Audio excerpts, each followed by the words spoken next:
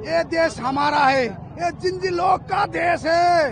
ये नेता लोग सब भाग गया, ये नेता लोग काम चोर है, भ्रष्टाचारी है।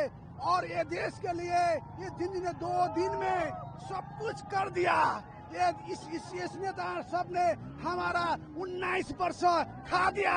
और अब हम लोग का प्रधानमंत्री होना चाहिए। और अब हम ये पार्टी का नेता नहीं मानते हैं। हमारा जिंजी से प्रधानमंत्री हमें चाहिए और राष्ट्रपति हमारा उसी से चाहिए। और जौन मंत्री हमारा जिंजी भाई लोग हमारा देश निर्माण करेगा, हमारा देश फेरी उठेगा, हमारा सिर फेरी वो माथी उठेगा। और हमारा सिर ये नेपाल का सिर है, संसार का लोग ने देखता है अब ये नेपाली क्या है। नेपाली बहादुर है, नेपाली शक्तिशाली है, नेपाली सब कुछ करना सकता है। ये गुलाम नहीं है और उनका देश में करके काम नहीं करते हैं। यही देश में पसीना बगाता है, खून बगाता है। और जिंदगी के ये सब लोग के हम इस देश के निर्माण में आगे बढ़ता है। ये नेता के अब हम लोग सहभागी भी होने नहीं देंगे। ये लोग का पार्टी भी हम नहीं मानते हैं। हमारा देश का पार्टी जिंजी पार्टी होता है और उसमें हमारा भाई बहनी सब काम करता है। और अब स्टूडेंट को कल मार दिया गया, आप लोग देखिए 21-22, अब नंबर कितना है पता नहीं, 500 से जितना है सब इंजर्ड हुआ है। अब ये स्टूडेंट को ऐसे तरीके से मारेंगे तो कौन सा देश चलेगा। ये सब बहुत क्रूरल देश जैसा हो गया, क्रूरल शासन हो गया है। ये तो गोली का शासन ऐसा नहीं चलता है, कोई देश में ऐसा नहीं चलता है। ये एशिया में ऐसा कम्युनिस्ट शासन आता है, इतना छोटे देश में तो कैसे चलेगा। तो कभी भी ऐसा नहीं चल रहा है। हम लोग का डेमोक्रेसी लाया, इतने आदमी मर के डेमोक्रेसी लाया। ये ऐसा डेमोक्रेसी किसको चाहिए, किसी को डेमोक्रेसी ऐसा नहीं चाहिए। आप लोग देख रहे हैं संसद भवन कितना जल रहा है। यहीं पर नेता लोग अपना भ्रष्टाचारी लुकाते हैं, बैठे हैं। अब क्या हो रहा है देखिए, आज सभी नेता लोग का घमंड तो टूट ही गया है ना, आप लोग भी देख रहे हैं।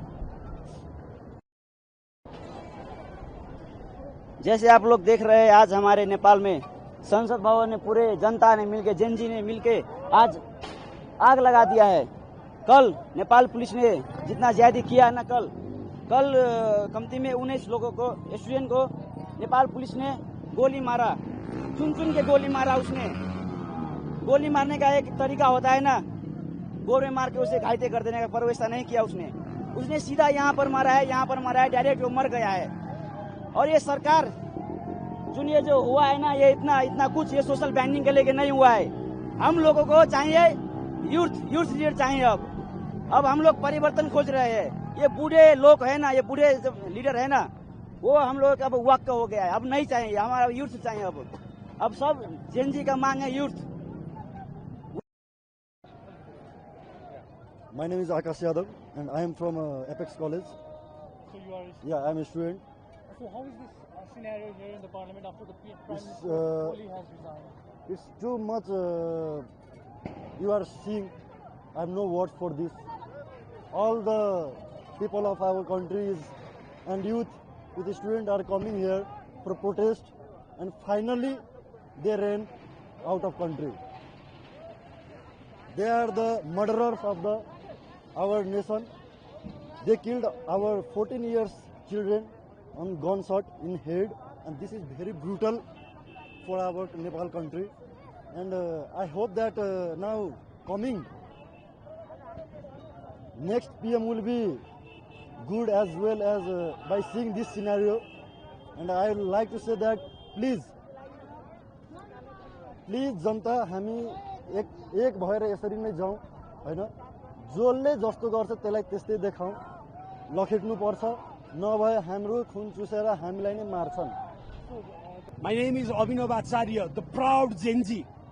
And the Prime Minister, he has resigned and the protesters, they have stormed the parliament. So how do you see the scenario here and how do you see the future? The Prime Minister has resigned, but that is not enough. The youth over here, they won't be satisfied just by the resignation of Prime Minister. We need Prime Minister to be in front of the people and be sorry for all the killings that he has done yesterday. Our friends, more than 20 friends have been killed and many of the youths have been injured. They have been shot. by bullets on their chest, on their legs, and many body parts. So we need all those corrupt politicians and corrupt politics to be completely extinct. We don't need any of these corrupt politicians here in Nepal. So this is the ultimatum of youth to all those corrupt politicians, whoever are here. All these corrupt politicians should surrender to the law of the nation, and they should be given punishment as hard as they could suffer.